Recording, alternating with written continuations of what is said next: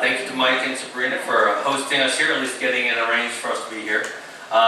Some of you may know me or may not know me. My name is Chris Canning. I'm the Executive Director of the Calistoga Chamber of Commerce.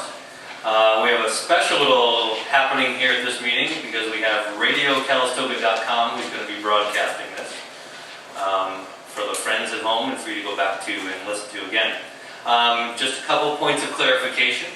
I am here as the Executive Director of the Calistoga Chamber of Commerce. I am not here as a City Council member. I am not here as a mayoral candidate. So I cannot answer questions relative to either of those two, but I can answer questions relative to the economics of Calistoga. This is the last of three meetings we've had. We presented in Calistoga Springs and Rancho de Calistoga as well. And this was a request we had received from some people in the community about how the economy of Calistoga works and the history of that economy. And we'll get into some of the details. So this is a community information session only. There will be time for questions and answers at the end. We do have, who you may have met, a representative of each of the proposed projects. And for point of clarification, they are not here to present their projects, okay? They are here to answer questions that you may specifically have about their project and its impact on the economy of Calistoga. So the Chamber of Commerce has officially endorsed development in Calistoga, business development in Calistoga, but has not this is not to endorse any particular project or any particular ballot measure that may or may not be out there. All right, so on the first slide we have the introduction, and apparently something else is going on here, or violated some security.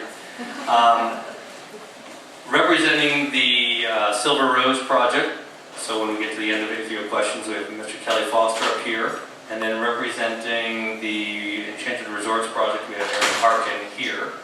Also from our board of directors today, we have Ms. Margaret Law, and if Margaret can tell us her business and how long you've been doing business in Calistoga. I own Champers Shirts, and I've been in business for 23 long, wonderful years here in Calistoga. Thank you. The Calistoga Chamber of Commerce is, if you go to the next one, sorry, has been in existence in Calistoga since 1949, continuously in operation since then. I have 12 bosses that I answer to. As the Executive Director, I answer to a board of directors. The board of directors is made up of either owners or managers of businesses that are Calistoga based. And among those 12 board of director members, they represent more than 200 years collectively of doing business in Calistoga. So anywhere from as short as 5 years to, in some cases, a couple people have you beat up to 31 years of doing business here. Our mission, to be very clear, is we're an association of business people advocating Calistoga as a premier Napa Valley destination in advancement of a strong local economy. We are a 501c6 nonprofit trade organization as designated by the tax code of the IRS. Some of you are familiar with that organization. So we are not a community service organization. We're not a service organization like a Rotary or a Lions Club or a Sir Optimist or anything of that. We are actually a nonprofit trade organization. Our funding is sourced from dues, membership dues paid by businesses in Calistoga, everything from your local plumber all the way through Calistoga Spa Hot Springs. They contribute membership dollars to fund the Chamber of Commerce, whose primary mission is to support business development in Calistoga. So what we do on a regular basis is advocate on behalf of the business community to create a positive business environment for the city of Calistoga. We advocate to the city, to the county, and to the state of California. The philosophy being that if you have a strong business climate, that results in businesses doing well. They hire people who creates jobs, creates a tax base, and creates people to live, work, and thrive in our community. By default, a majority of the membership that we have 352 members in the Chamber of Commerce. And again, that's a single person business all the way through. Our largest business has has over 200 employees. Just because of where we are, a majority of the businesses that are members of ours are in the tourism serving industry, whether they be resorts, hotels, spas, restaurants, retail shops. But there's very much, to steal a phrase from Ronald Reagan, whether you like that or not, it's very much a trickle-down economics approach. We have, obviously, accountants, lawyers, electricians, plumbers, etc., who also are members of ours and also live and work in our community, but a majority of their business is derived from these companies and these other tour-serving businesses. So if we have a healthy economy at the top layer, that trickles down for everybody else. So who we represent, I mentioned 345 members from resident-serving businesses, all the way through nonprofit organizations. Just about every nonprofit, including churches in town, are members of the Chamber of Commerce. We represent business-to-business, tradesmen, and then the visitor-serving businesses. An important point to be made, and some people get confused, we are completely independent of the city government. We are not part of the city of Calistoga. We are not funded by the city of Calistoga. There is no governance of the city of Calistoga over the Chamber of Commerce. We file our own tax return and all that fun stuff. Where we have a partnership with the city of Calistoga is they have chosen, as many communities in California do, to outsource their marketing efforts to a Chamber of Commerce. Philosophy being, government does government relatively well, but government doesn't do private sector work like marketing very well. So what most communities, and that is the case in the county of Napa and most of the county of Sonoma, marketing of a destination or of a city and its services is outsourced to another community. So an element of what we do at the Chamber is we have a destination marketing service agreement with the city.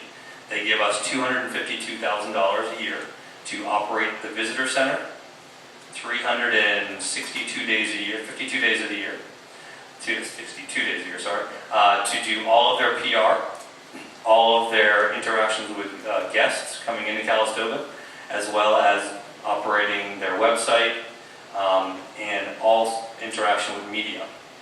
Now, the reason the city does this, we're going to get into in a moment. So, what do our businesses do for Calistoga? A lot of us know Bill Shaw, probably the most beloved man in Calistoga. He runs CalMart. Bill Shaw, all the way through all his other colleagues and friends in town who are part of the Chamber. First and foremost, the businesses of Calistoga provide jobs for our residents. They provide donations to our charitable organizations. When you think about all the nonprofits, and we're very fortunate in Calistoga because we have a lot of nonprofit service groups, as well as a lot of our residents, some of you included, who are part of these nonprofit service groups. But 9 times out of 10, the first place these charitable organizations go to for donations, for their auctions, or whatever the case may be, is the business community, which in Calistoga they're very happy to support. We also provide the single largest tax base to the city of Calistoga.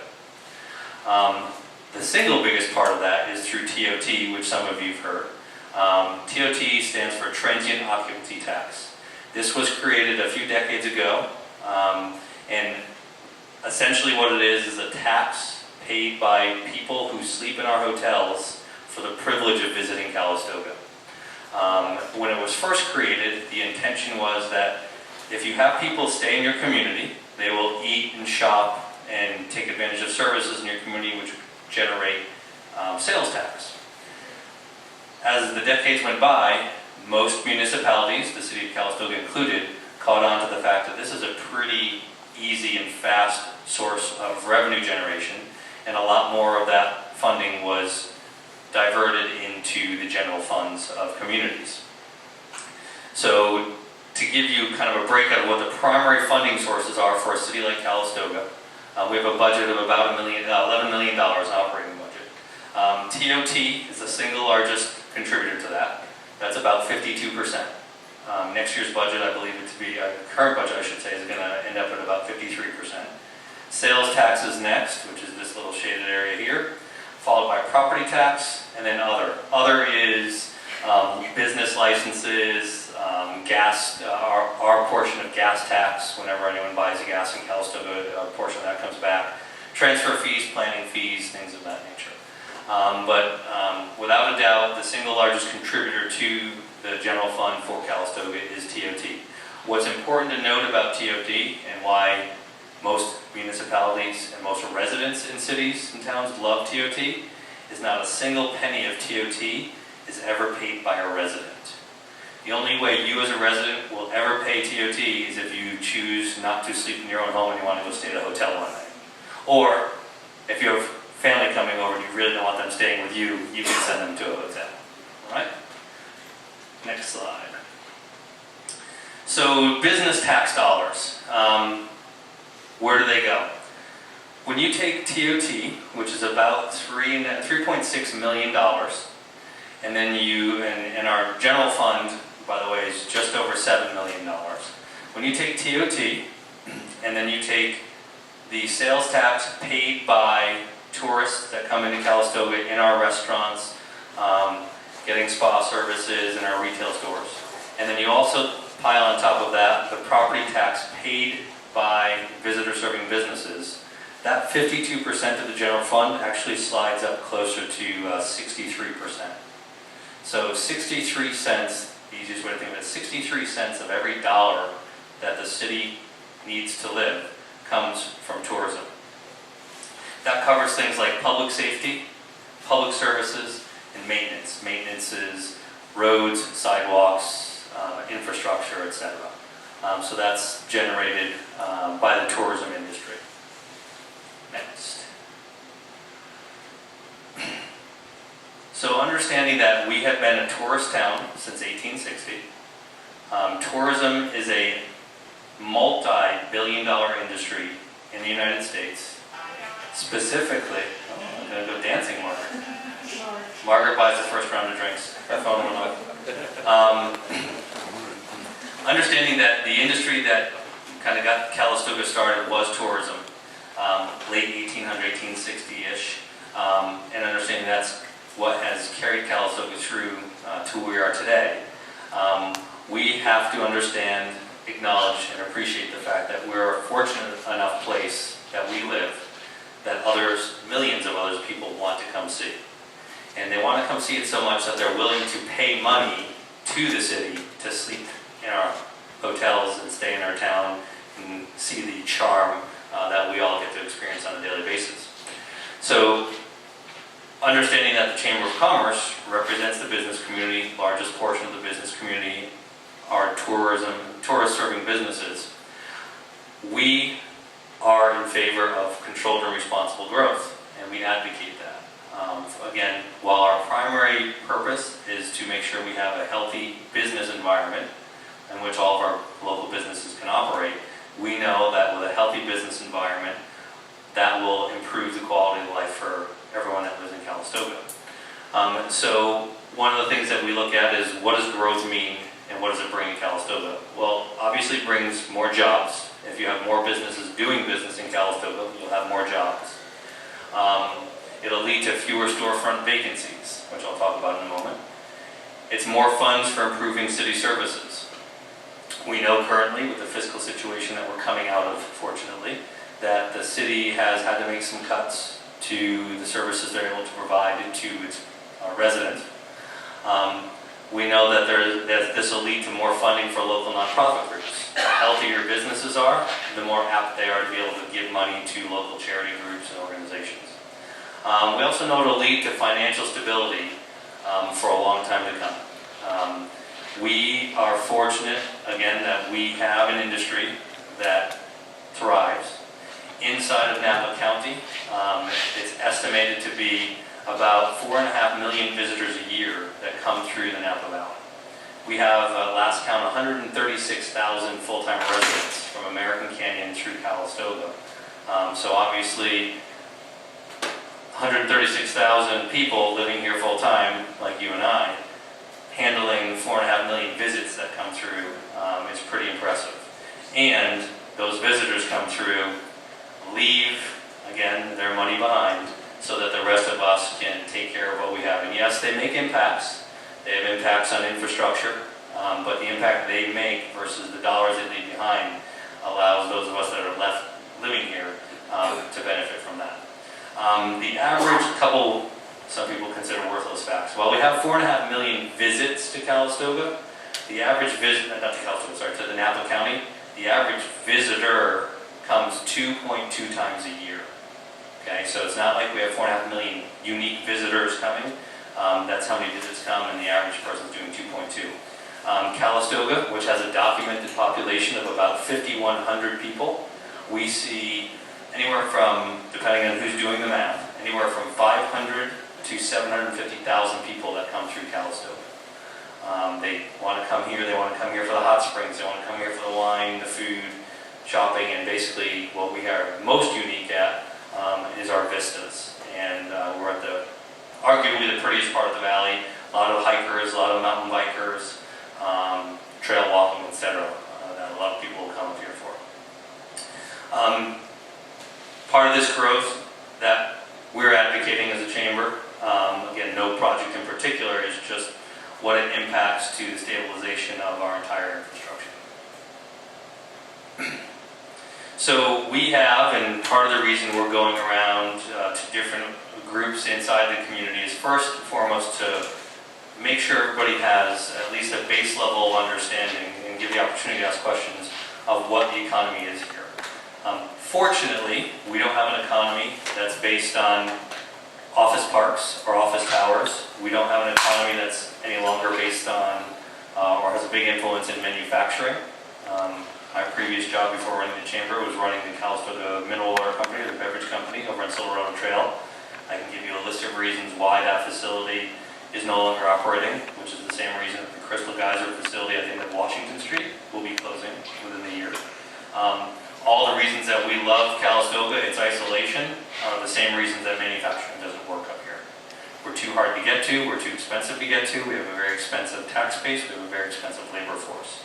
Manufacturing isn't necessarily the thing you want in your community either.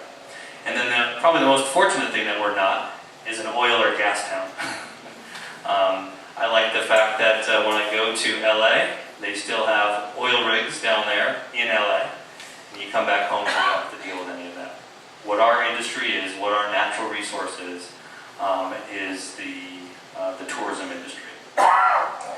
So we have the opportunity with the two projects that have been approved by, gone through the planning process, been through your city council, and have been approved, and the reason that the Chamber of Commerce has come in and said, hey, we're looking at the impact that businesses like these will have on the business community and in turn on the residents of Calistoga. So next one here.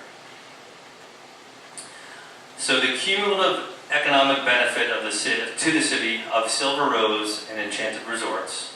Again, two approved projects. One of them has become a ballot measure. The second one is being considered for a ballot measure.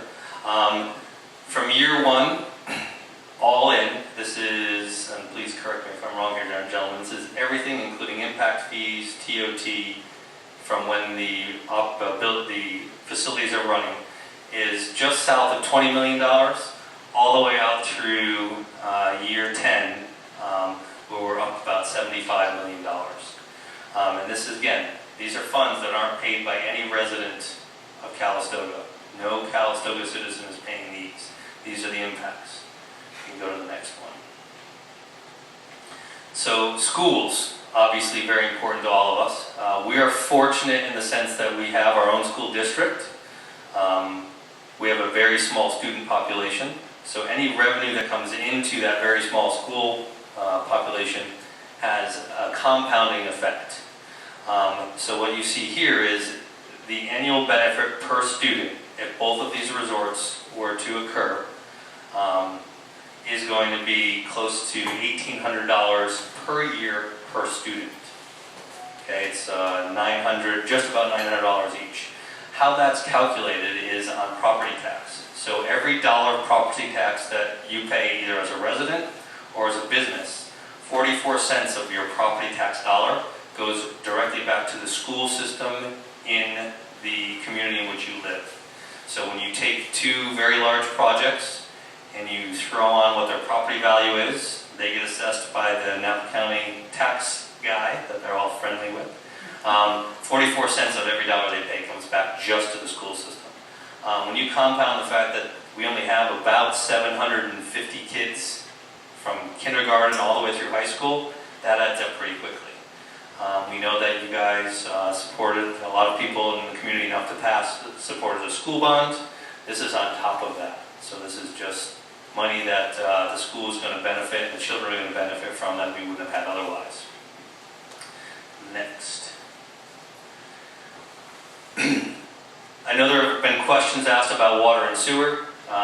The city, and again, speaking as the Chamber of Commerce, being consulted by the city is quite confident in the fact that we have plenty of water, plenty of sewer to support not only current developments that are occurring in Calistoga, the 2 approved projects being Silver Rose and Enchanted Resorts, but even projected projects like the potential projects coming forward from John Merchant over at Indian Springs, and someday, if ever, over at the Glider Port. When you look at what the overall capacity is, you layer on top of it what the capacity is after the growth, there's still plenty of room. What's most important to our water and sewer system, sometimes referred to as the enterprise fund, are the funds that these 2 projects, as part of their development agreement, are mandated to pay into the city to help improve that infrastructure in the multi-million-dollar range.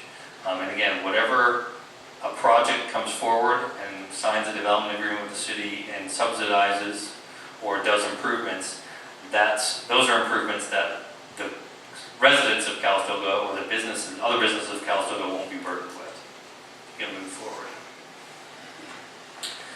So before I get into Silver Rose, we're lucky because when the Chamber of Commerce and the Board of Directors says, okay, should we endorse these projects? We look at anything that we can get our hands on in terms of what is the real impact.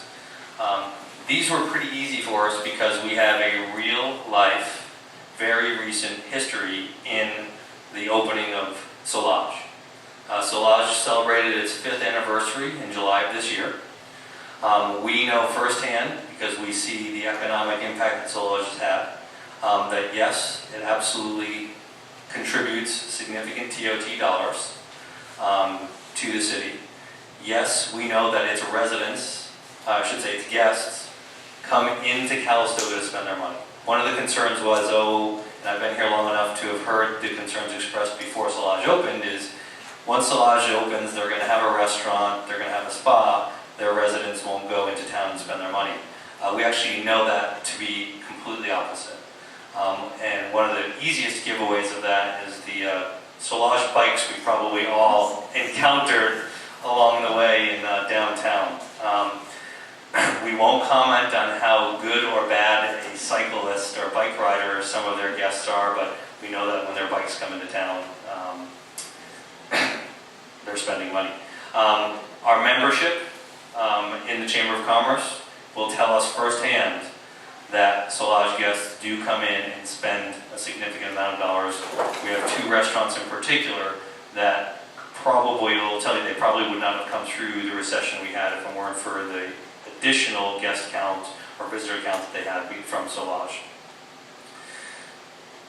This is an overview of the Silver Rose project, the approved project over on the Silverado Trail.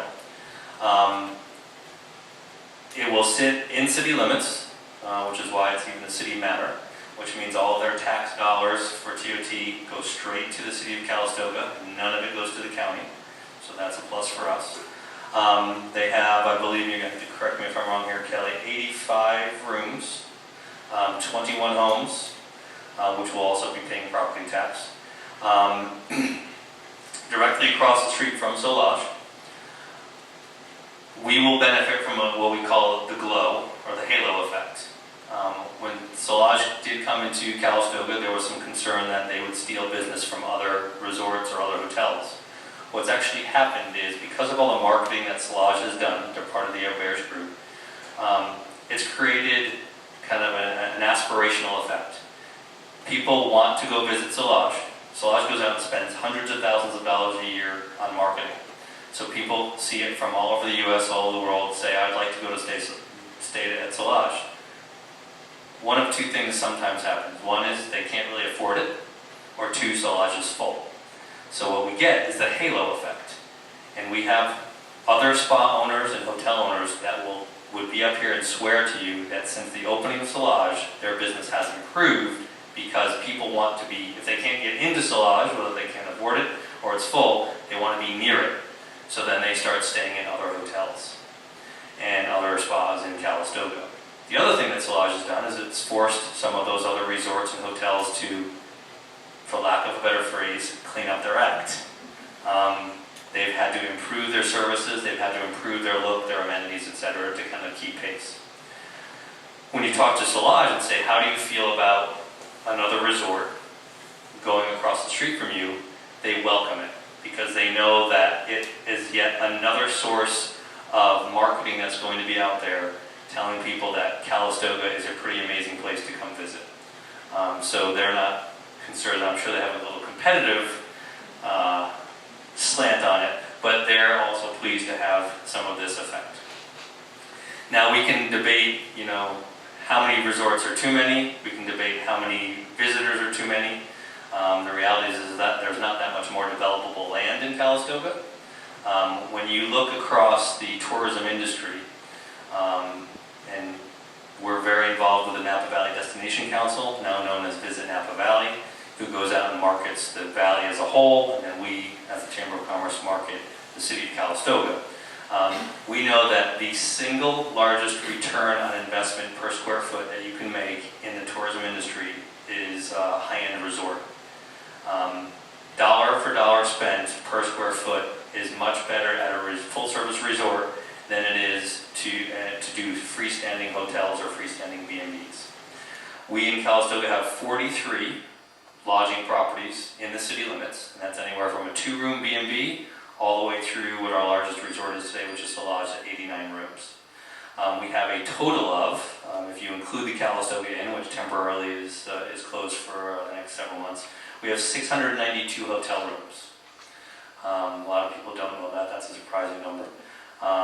So 692 hotel rooms that service Calistoga, and during the peak season, we are full. Today is Thursday. As of Tuesday of this week, and Shirley is one of our volunteers at the Visitor Bureau, we are completely full. There's not a hotel room to be had in Calistoga. And these hotels are charging peak rates, and they're charging minimums, 2-night minimums. And yet we still have people that want to be in Calistoga that we're having to send to St. Helena, to Napa, to Santa Rosa. Now, in the down season, we'll talk about January, February, do we have empty hotel rooms? We absolutely have empty hotel rooms. And what we try to do as a marketing arm on behalf of the city is tell people why coming here in the winter is also a great time to come, because we want to utilize those hotel rooms. People have asked the questions, if you bring in more high-end resorts, which to be very frank, these are upscale resorts, rooms starting at $600 going up to $1,200 a night.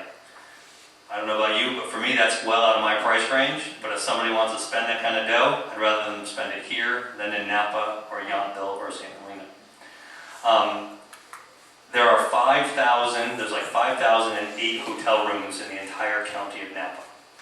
300 of those are in the luxury category, which is where Solage falls into. Actually, Solage is moderate luxury, but things like Calistoga Ranch, Meadowood, the Carneros Inn. With 300 rooms, we are not serving the demand, so there is more room for it.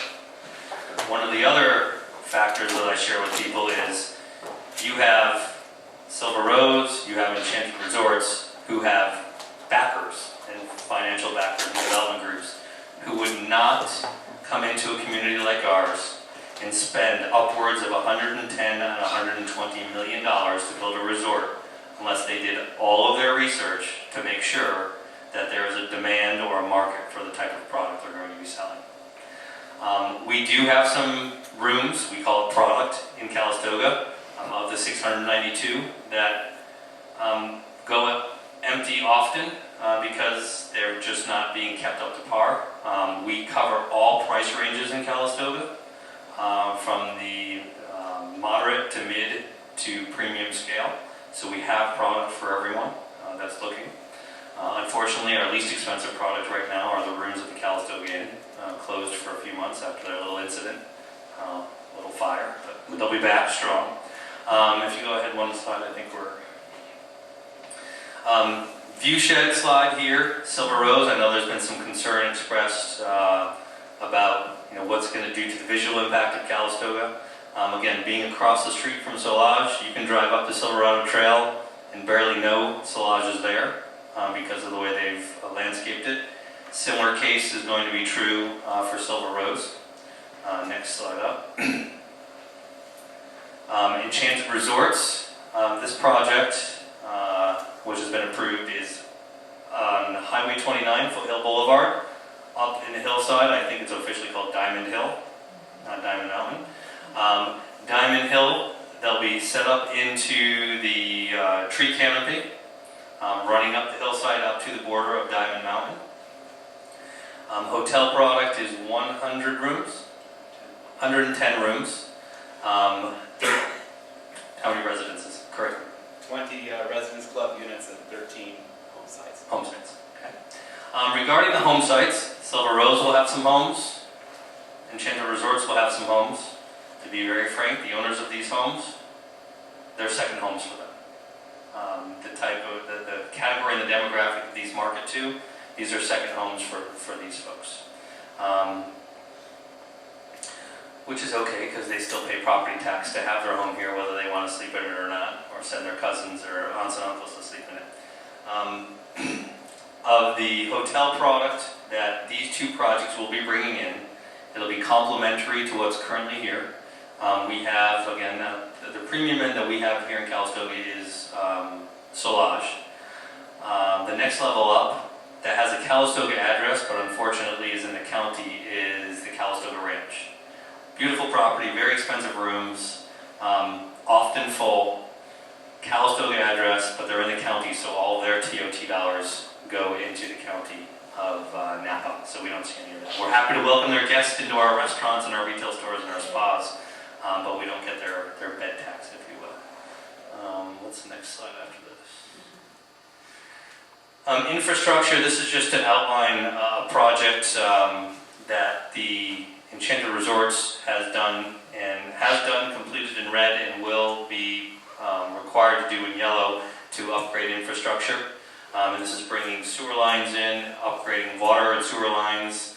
The sewer main itself, which runs down the center of Washington Street in Calistoga, which basically majority of our waste as a city goes through to get to our processing plant. That alone is about a $4.5 million spend that the developer, for the right to do business in Calistoga, would be paying, that otherwise would have to be burdened. The burden would have to be borne by the residents of Calistoga. And one more slide. So regarding projects and why the Chamber of Commerce has gotten behind and endorsed the further development, further growth in the tourism industry in Calistoga. Some of the myths, rumors, and innuendo that have been out there. First is if you have more hotel or more resorts in town, it's going to impact your police and fire response. So understanding that could be a concern, we went to the police chief for Calistoga and we went to the fire chief for Calistoga Fire Department. And both of those bodies said that the impact that Solage, again, we're very fortunate because we have a real life example, the impact of Solage coming online was, quote, negligible. With the exception of Solage, in the first 2 months that they were open, their phone system required you from your room to call another room or the front desk to dial 911 and then another extension. As you can imagine what happened, there was a lot of 911s being dialed, and under California rules you have to respond even if somebody hangs up. Outside of that first 2 months of kind of growing pains, if you will, there's been no negative impact to police or fire response to the rest of the community. The number one source of at least fire and medical calls comes from our park community, and that's driven by the demographics, and that's reasonable to expect. Rumors, there's insufficient water and sewer for these new projects. The city has been through that. We brought in independent people to research that. We're very confident that there's plenty of that to be had. Water and sewer rates will increase if the new projects are built. I mentioned any new project that comes in has to bear the burden of their own impact on our system. Not to mention, they will be a new user or a new ratepayer, which will help the rest of us not have to carry the cost of the current system that we have. There's no need for a system upgrade at the end. There is a need for infrastructure upgrade in terms of water and sewer pipes, if you will, that these projects would have to attend to. One of the other rumors, which I think is getting more dispelled by the week, is that the city's finances are good and we don't need any more money. We do have a balanced budget, and obviously the Chamber of Commerce doing the destination marketing on behalf of the city felt this year when the destination marketing budget was cut from $302,000 to $252,000. Again, our position is the less you spend on marketing your destination, the fewer people are going to come here to spend, but the decision was made. So we do have a balanced budget, but it's balanced on the fact that there were not significant increases in maintenance and no significant dollars set aside for infrastructure. So I think if you talk to anyone in the city or anyone who has any knowledge of the budget, they'd be happy to tell you that we could use some more money. With that said, it's not dire to the point of that the city's going to collapse into an abyss anytime soon. One of the other rumors is that developers will come in and build the residences and not build the hotels. Obviously, as a chamber, residences, we feel, while it's nice to have more people who live in your town, we really want hotel rooms. So we asked the city, what's the likelihood of this? Both developers are required, with penalties, to build their residential property and their hotel properties at the same time. As a matter of fact, cannot be given a certificate of occupancy on either until they've fulfilled all the obligations. As a Chamber of Commerce, if they didn't open their residential stuff or residential product, too bad for them, sorry guys, we want their hotel product opened. Because again, the TOT and then the foot traffic that leads to downtown, which at the end of the day helps all of us, helps us fill our vacant storefronts in the center of town as well. One of the other rumors is developers will flip the land once entitlements are achieved. So entitlements meaning once they've got their development agreements, they're going to sell it off. I can't sit here and tell you that that's never going to happen. Another example, which I've used today, Solage. They've been open for 5 years, and they've had 3 ownership changes. But most people in Calistoga don't know that. And the reason is, that's all behind the scenes, that's finance, investors doing what they do. But the actual hotel itself, the resort itself, continues to operate. Their guests aren't impacted. The city's not impacted. They're still required to pay all their fees, all their taxes, etc. It's just what happens in that industry. So I'm not going to be the one to come up here and say the Silver Rose project and the Enchanted Resorts project will, from now for the next 30 years, be owned by the same person. At the end of the day, we don't care who owns it, as long as it continues to operate. When you get projects of this size and this amount of investment in projects of this size, they don't shutter them. You will be hard-pressed anywhere, even after this recession, to find any resort of any significance that's closed, because you always need to be turning that over. This is a good one. It's the Enchanted Resorts project will include a casino. There are county ordinances and city ordinances that strictly prohibit casino activity. I know you're very disappointed, so am I, by the way.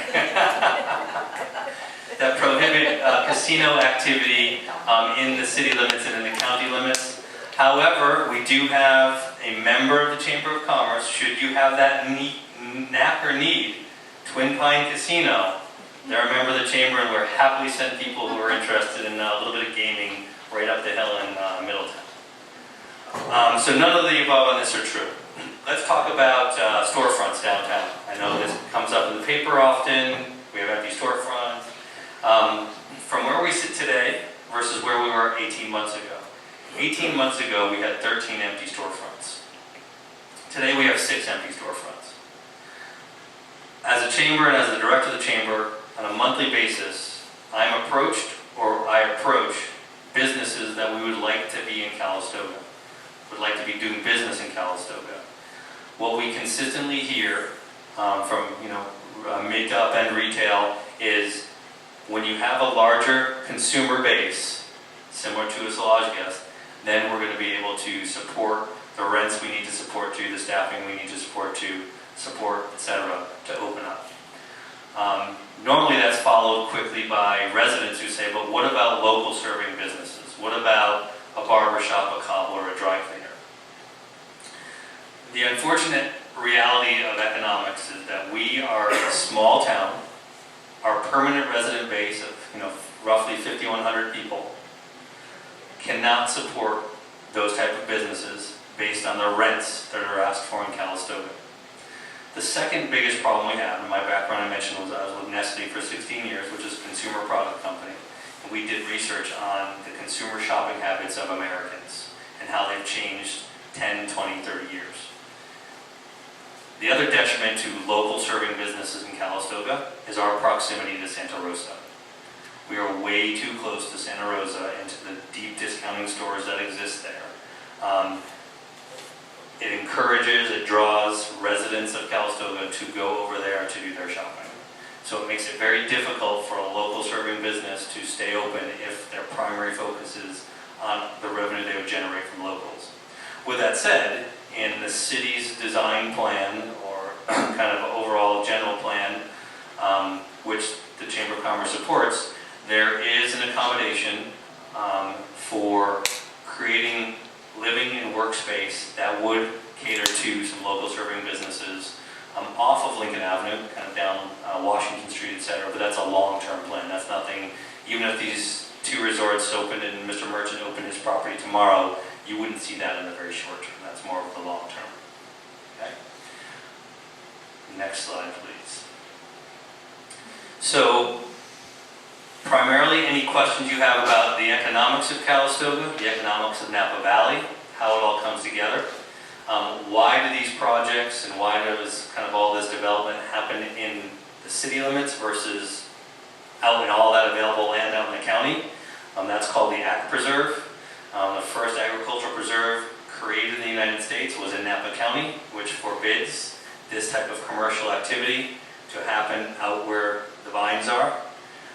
What it does do, and all the municipalities up and down the county have bought into the concept and have for the better part of 40 years, is allow agriculture to happen out there, allow the commercial activity that supports agriculture to happen in the city limits, so that the city benefits from and its residents benefit from that commercial activity. Not just simply, okay, so you need a hardware store, you can't build it in the Ag Preserve, but wineries need to go to a hardware store, you can have that here. But those wineries also need people to buy their wine. Those people that buy their wine need to sleep somewhere and eat somewhere and shop somewhere. So that's where it all takes place in the city centers or the commercial centers of the county, which are the city of American Canyon, the city of Napa, the city of Yountville, city of St. Helena, and the city of Calistoga. So that's kind of all that, how all that rolls. So available for questions now about the economics of Calistoga. If you have questions specifically about the 2 projects, the approved projects, Silver Rose or Enchanted Resorts, these gentlemen are happy to answer that for you. So the floor is open. I couldn't have done that good a job. Yes? You have a question about traffic. And more people who I talk to, they're always bringing up traffic and parking in town. And I think they scare people. I think they said like 700 cars a day. Well, I've lived 60 years in Calistoga, and this is ridiculous. I can't see 700 cars coming a day in Calistoga. But this is what their mentality is, that's what they're talking about. And I don't know, no matter how you try to explain to them, it's just, I said, well, buy property and build a parking space. We have all that money. Yeah, a majority of the, because obviously to businesses in Calistoga, traffic and parking are a concern. I mean, you could have a beautiful business in Calistoga, and if people can't get here because there's traffic, or once they're here, there's nowhere to park to shop in your store or utilize your services, there's a concern. So obviously, Chamber advocates on that behalf. When you look at the independent traffic studies that have been done, and each of these projects, as all previous projects, Solage included, have to pay for these traffic studies of independent agencies to come out. A majority, I think it's something in the neighborhood of 90 to 95% of the traffic that passes through Calistoga is called cross-county commuting. It's not tourists. It's people who live in Lake County and work in Napa County or work in Sonoma County, or people who live in Sonoma County and work in Napa County or Lake County. So that's a big pass-through. So we see a lot of that. The state of California, Caltrans, has already designated us as a problem, specifically at the intersection of Lincoln and Foothill. The floor is open. I couldn't have done that good a job. Yes? You have a question of the traffic. When people I talk to, they're always bringing up traffic and parking in town. And I think they scare people. I think they said like 700 cars a day. Well, I've lived 60 years in Calistoga, and this is ridiculous. I can't see 700 cars coming a day in Calistoga. But this is what their mentality is, that's what they're talking about. And I don't know, no matter how you try to explain to them, it's just, I said, well, buy property and build a parking space. We have all that money.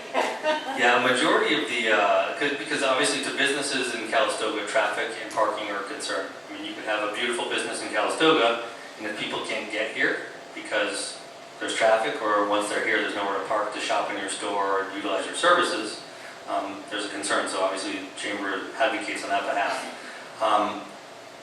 When you look at the independent traffic studies that have been done, and each of these projects, as all previous projects, Solage included, have to pay for these traffic studies of independent agencies to come out. A majority, I think it's something in the neighborhood of 90 to 95% of the traffic that passes through Calistoga is called cross-county commuting.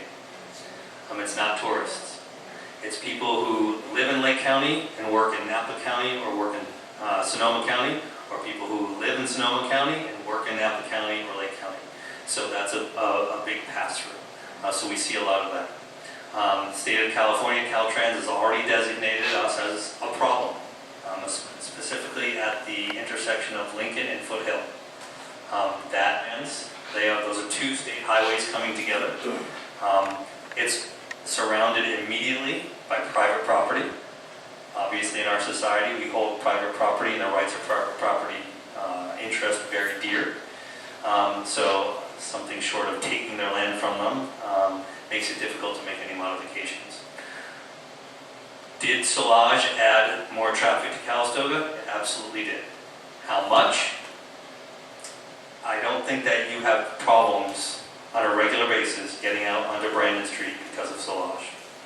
You may have problems getting onto Brandon Street because you've got some tourists who are doing this on their bicycles as they go down Brandon Street, more often than not. Will the two approved projects create traffic? They absolutely will. But what I ask people is, we've all been tourists. We've all gone somewhere else on vacation. Your driving habits when you're on vacation, I would venture to say, are not the same driving habits as when you are home. Okay, when you're home, you have to, for those of us that aren't retired, and fortunate like some of you are retired and enjoying that, we're clogging our roads on this cross-county traffic from 7 a.m. to 9 a.m. and from 4:30 p.m. to 5:30 or 6 p.m. Tourists generally aren't up on the roads that time of day. They're doing some midday activity. They're, riding bikes in, which is a great opportunity because they're not taking up parking. Speaking of parking, do we have a parking problem in Calistoga? No. I've been here 8 years. Some people will say, well, I remember a day when I could pull up in front of the exact store I wanted to go into. I spent 12 years before moving to Calistoga living in. We do have some parking. It's been identified, but we are not at a point where you're going to see a triple per parking garage go up. But with that said, we feel confident as a chamber and as a business identified at what point that has to be due, and we go from there. We do have some parking that comes off of Lincoln and starts to spill into the adjacent or parallel streets. Yes, sir. Yay. I suspicion that with all these hotels and people coming in to this area who only come in for their own sake, say twice a year, is that what you're saying? On average, that's what Napa Valley does. I sense that there could be need for a heliport to bring them in from the airport. I mean, unless you're going to put a big strip there. Helicopters would be the way to bring them in. In the county of Napa, there are only 3 allowable uses for helicopters. One is police activity, one is medical activity, and one is for residential commuting. And I think some of us know who the residents who, the Barrett family. That's Gallo and a few others. Well, the Barrett family, they fly over. Otherwise, you cannot use helicopters to access visitor-driven accommodations. Well, call it something else. You could. I said, but the FAA has, this is a no-fly zone. The county's a no-fly zone. There's no existing, any approved projects that have any allowance. Choppers in the main part of town, didn't they? When I first moved in here about 8 years ago. When the glider port was open, it could have been accessed, but that was grandfathered. That's gone now. So there's no FAA flyover. There's no helicopter activity that services one of the wealthiest resorts, 2 of the wealthiest resorts in the country, which are Meadowood, unless you're the president, and he's allowed to fly in there, Okay. or Calistoga Ranch. The answer, Chris, are the balloons. Put them on the balloon. Let them fly up. With a jet. Yeah, absolutely. Yes, sir. Yeah, Chris, I got a question primarily on the infrastructure. Mhm. That is, being manager here for 13 years, we've had our problem with flooding, with the storm runoffs. Is the storm system that runs to the Napa, are they going to have a sewer that runs to the treatment plant, or will it be tied into the same sewer that we have? We go to site plan conversation. Happy to address. Hopefully I can answer your question in 2 minutes, take 2 days if we really get into the nuts and bolts of it. So this is down Valley direction and towards the river. So there's a complex drainage pattern throughout our neighborhood. We have Kennefic Ranch over here, Louisiana here, the neighbors, Mount Washington. And it's the state stormwater regs mandate that any new development cannot worsen the volume or pace of runoff exiting your property development condition or the current condition. Rows, and you say, as water comes down off the hills, Kennefic's Vineyard, onto our property or along the trail and onto our property, and then exits in certain conditions today, we cannot worsen the volume or the pace of that. So we went considerable lengths, and while here in the core of the resort, important visual amenity as well as a source of great. It's also a major detention facility. So we actually burn along this edge. So this is a lower lying area here. So in a big 5-year, 10-year, 100-year event, stormwater in major pond here, small pond here, and actually standing water here. The idea of those low-lying is to slow down the water and let it either sheet across the farm road that separates us from the VCs to go into a variety of ditches. There's one that exists today that goes this way. There's another one here. So we basically cannot worsen any of the offlow to any of our neighbors. None of it will come your way if that's part of the question. It all goes down valley and through this ditch down to the river. Okay. No, that's not. And then there's your sewer. You go straight from your project. Yes. Today, the Silver Rose with our 20 rooms, our winery and our vineyard, we are not on city water or wastewater. So we have 4 wells on the property today, and there is a septic system and leach field here on the property. Neither are adequate for a new resort. And as the leases will tell you, this doesn't work perfectly well, particularly in high groundwater conditions in the winter. So the city's sewer trunk line connects to about here, so we've got a short run to connect to that. and the city's water main runs down the trail here. So we're a very short hop for both to the city. Despite the relatively small cost is borne entirely by us, of the $7 million in impact fees that we would pay the city, if we go forward, I think about $4 to $4.5 million of that is a contribution to the city for the improvements to the water and wastewater infrastructure of the city. Okay, to get a visual effect on what you just said, the sewer system especially, will that be running down like through between the vineyards and ARC, or because the treatment plant is here? Yeah, it all flows down valley from you. None of it will come past you. I see, okay. Yeah, the sludge project put in this new trunk line here in anticipation of, redevelopment of Silver Rose and other future development. The BCs also, if they were to develop their property, they could connect to city and sewer and water as well. So they stubbed out the new sewer line extension right to about here. Okay, myth or rumor, is there now an existing drain line that runs from Silver Rose, under Silverado Trail, over to the main ditch? Over to the main ditch. The main ditch would be the one that runs directly through Solage and empties into our ditch. So there is a drainage culvert here, that goes across this way. I don't know its exact routing. Our engineers could tell you where it goes, but it does go on this side of Mount Washington. And then there's also a ditch here. And at some point, I think from the Luisi property, it crosses under here and flows down this direction. Okay, well that would be us. The reason I'm asking is, I'm 110% for these projects. But we've had a geological survey done. I've had a geological survey done. Hydrological, thank you very much. Survey done by Riker and Spence and who's the other name? It was done approximately 8 years ago, and it was to access or find out about what the groundwater was, or where the groundwater was coming from in our park. They ultimately came to the conclusion that our storm drain runoff wouldn't handle a 100-year or a 10, as far as that goes, runoff. They did widen at the end of Merchant's property. They widened and deepened the storm ditch, but what that did was just allow it to get more growth. So they are overabundant in foliage and trees and whatnot growing in the ditch now.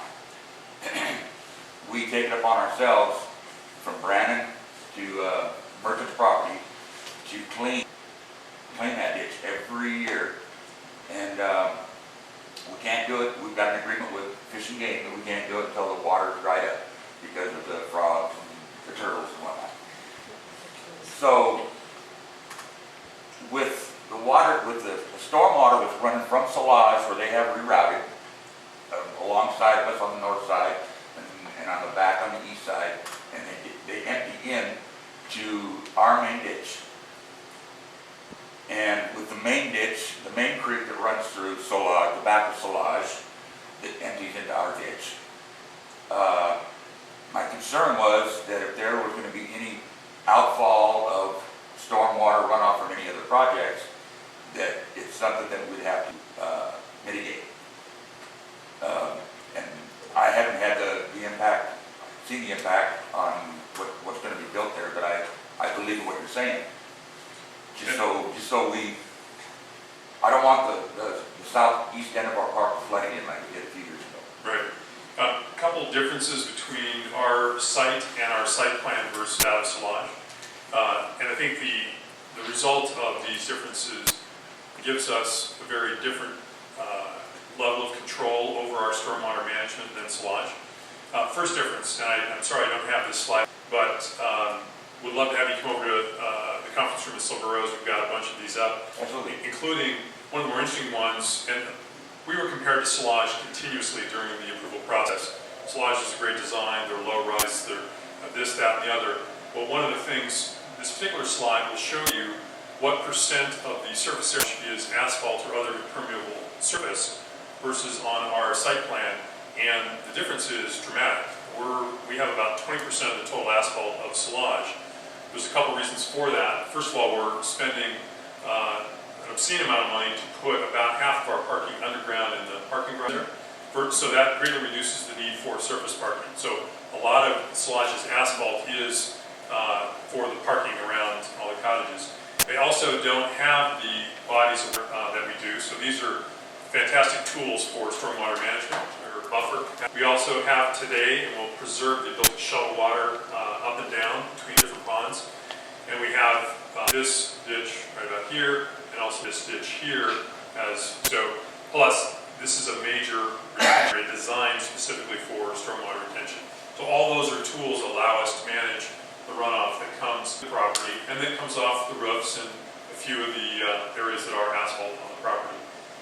So we do have, there's exhaustive analysis of 5-year, 10-year, 20-year, 100-year events that the stormwater engineers have taken through the design. In fact, there's a letter in today's weekly Calistoga from Don Luisi, our neighbor next door. And, frankly, I think Don would love to see nothing but vineyard surrounding him in perpetuity, but he knows, Silver Rose is a resort today. It's already approved in 2008 for the project. So Don is a very good neighbor. He recognizes that drainage issues are neighborhood issues, and no property, while some can exacerbate the village to address the problem intelligently before the rains arrive, you look at the flow. So working to manage the flow on his side of Rosedale, we want to bring that across. And most spot where it collects, well, how can we vent on the river so it doesn't flood the Rosedale neighbors? So to Silver Rose, we've got a lot of exhibits that we can show you to address. Okay, I appreciate that, and I don't mean to beat a dead horse, but I got the same thing, being built from it about when they finished their water system and their sewer system, that they were going to repair our damaged ditch. That all the water that's coming through the Central Creek now, is destroying our banks, our ditch banks, and fences are falling and whatnot. They haven't. I haven't been able to get hold of that neighbor for months and months. I don't mean to try to belittle any project here because I fully like to see it go forward, but I'm also at the same time I want to protect our property. Understand, and you have our commitment that we'll be a good neighbor in that regard. If there's any aspect of the design or implementation or afterwards of the new Silver Rose that we will be reasonable and will be working. We plan to work with Don and the other downstream neighbors anyway to improve the existing conditions. They have nothing to do with our development, but are just a function of the watershed and the layout of Rosedale Road. So we do not want to increase any adverse runoff around your community, and we'll work with you on that. Great, thank you very much. Okay. I think what my community is concerned about is the runoff that comes from the vineyards up above you that come across Brandon, underneath Brandon, and then from Silage. None of your water is going into that ditch. You're going down drain from that. So Silage doesn't need to be worried about your project because none of your water is coming down this area. But he is right, there's been a big problem with the ditch that is coming across because it's eroded our ditch, which causes big problems going. But on your project, I don't think that it is coming across, it's going to affect us at all. Other questions? Stores in Calistoga, stores in Calistoga, new restaurants coming to Calistoga. I had one rumor. What depends on what it is. So there's been a lot of reasons thrown out by the opposition of smart growth in Calistoga as to why neither project should go forward. The pair that I find interesting is they'll never come into downtown. They'll spend all their money on the resort. Yet at the same time, they're predicting hundreds, if not thousands, of car trips downtown. So it's one or the other. I think the right answer is that most of our guests are going to want to take a resort shuttle to come into downtown, or ride bikes, or walk. Driving their own vehicle is a possibility, so there will be some car trips into downtown, like there are from Solage today. But I don't think they're going to spend their entire stay on our property. They will be downtown, and there's 4 different means for them to come downtown and enjoy downtown. All right, anyone else have any questions? Yeah, I got one, Uh-oh. You're prefacing it, that could be problematic. but, Yes, sir. I sense on the properties or of the city, there's no inclination for entertainment. You know what I'm saying? The casino's out, I'll go along with that. But where is there a good spot in this area for big entertainment? It's a fair question. If you're gonna bring the money in, you sure as hell better have some place for them. The resorts, the experience that we have with Solage and with other current resorts that have been in Calistoga for years, is that when we do throw events, whether it be concerts in the park, there's events that happen at fairgrounds, etc., we're not seeing a lot of those guest counts coming to those events anyway. I agree. Yep. So what you have in general is the kind of the resort itself providing the entertainment to keep people there, or what we see is, you know, the Hydro is a good place of entertainment that they get quite a bit of business. Brandon's has done that. Calistoga Inn, when they're open, has done that. So one of the comments we get back is that for nightlife, Calistoga has more to offer than St. Helena, Yountville, and in some cases even parts of Napa. Now, with that said, Napa has done a fantastic job in the last couple of years of upgrading their nightlife. Yeah, I'm not refuting what you're saying about our city neighbors on one side of the hill or the other. Mm-hmm. But I'm saying that with all the wealth that you're asking to bring in here for the hotels, the expensive homes and so forth, these cats are not exactly in the mood to sit down at the Hydro and have a beer. I could understand that. What our experience has been is that the demographic that does come in here, whether it be Calistoga Ranch or it's a lodge or the Mountain View Hotel, etc., that they're looking to relax. They're looking to not necessarily dance up a storm. They'd rather do it on their piece of the pie, I agree. Yep. But I don't see anything there on Are you guys doing anything about addressing entertainment? I would actually argue I'd actually counter with the gentleman here in the sense that the guests that these hotels are going to be serving actually enjoy that unique experience of being at Hydro, being at Brandon's or the Inn at night. It really, at the end of the day, yes, they have means to do unique stuff, but you know, on property there'll be those things. But off property, that's the uniqueness of Calistoga. And having that diversity of being able to hang out with the locals and get the local experience is what it's all about. And so our ability to send guests to Hydro when they're jamming at 10, 11, midnight, that's the best thing to do. I mean, are you experiencing that at late night? I haven't seen you. I'm at the bar late night a lot, but I haven't seen you there. He's up at the casino. He's up at the casino. But to that end, yes, sir. I mean, we really, that's part and parcel. I think the objective of both of our projects is that we're really banking on this investment of Calistoga because of its uniqueness and its variety that it offers. Okay, I'll go along with it.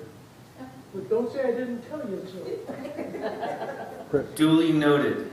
Yes, sir. Yeah, I just wanted to mention that Radio Calistoga took a trip up to Enchanted Forest with Aaron, and we put it on YouTube.